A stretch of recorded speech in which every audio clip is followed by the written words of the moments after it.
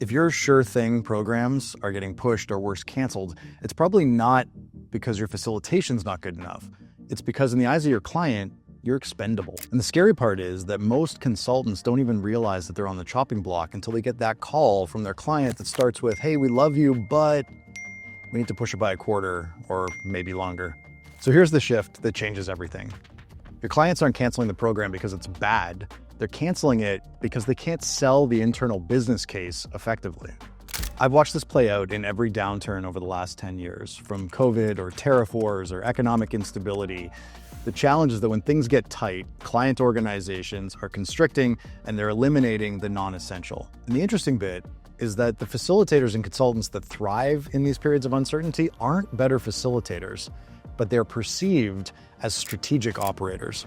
One of my favorite examples of this is a client named Jordan. Jordan works with multinationals. One client froze their entire L&D budget across the globe, except for Jordan's program. When everything else was being shuttered or pushed out by 2 or 3 quarters, Jordan's program went ahead.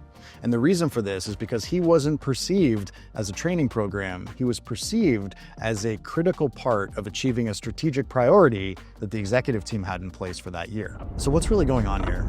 Well, COVID flooded the market with facilitators and consultants. Whether people were packaged out or just looking for a change of scenery, a change of job, there was suddenly tens of thousands, hundreds of thousands more facilitators and consultants to choose from. Fast forward 5 years, and there's still a whole lot more than there were 7 or 8 years ago. And now the ones that remain are all excellent facilitators.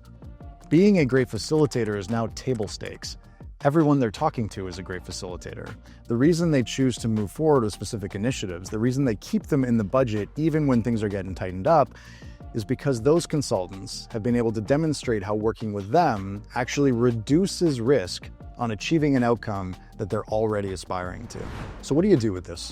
How do you apply this? Well, I'll tell you what you don't do.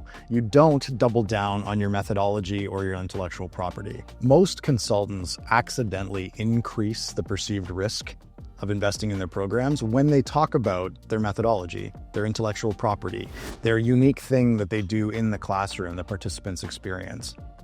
They think that they're differentiating, that they're showing more value. But in the eyes of the buyer, this sounds like noise. This sounds like more stuff that their already overwhelmed, overworked, and overtaxed teams are now supposed to consume and digest. What they're looking for ways to reduce the friction on achieving the outcomes that they've already identified. So if we want to be kept in the mix, instead of leading with methodology, we want to lead with clarity on how working with us reduces the risk in them achieving an outcome that they're already aspiring to. There's a question pairing that our clients use to cut through the noise and differentiate from all of those folks who are positioning and proposing strong IP. And question number 1 is, hey, just so I'm clear, are you looking for someone to deliver content, or are you trying to drive change with this program? And if and when they answer drive change, then the follow-up question is, okay, great. So what happens if nothing changes? What this does is a bit of a risk reversal. What most folks are doing is talking about how great their content's going to be and how wonderful the participant experience is going to be and how it's worked with other clients. But instead, you're cutting to the root of it, which is there are risks involved in achieving the outcomes that they want, and you are showing that you're serious about helping to overcome those risks. When you frame your work as risk reduction, you're no longer asking for permission to run a program. You're helping an executive navigate a path towards the outcomes that they care about and avoid the landmines along the way. So that's how you stop being perceived as a nice to have. And that is how you become the obvious choice.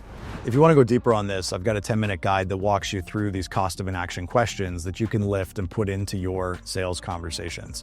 And if you want more content like this, I encourage you to subscribe. I'm covering more and more ideas on how you can differentiate from the pack, separate from the consultants that are selling content, and win more defensible programs.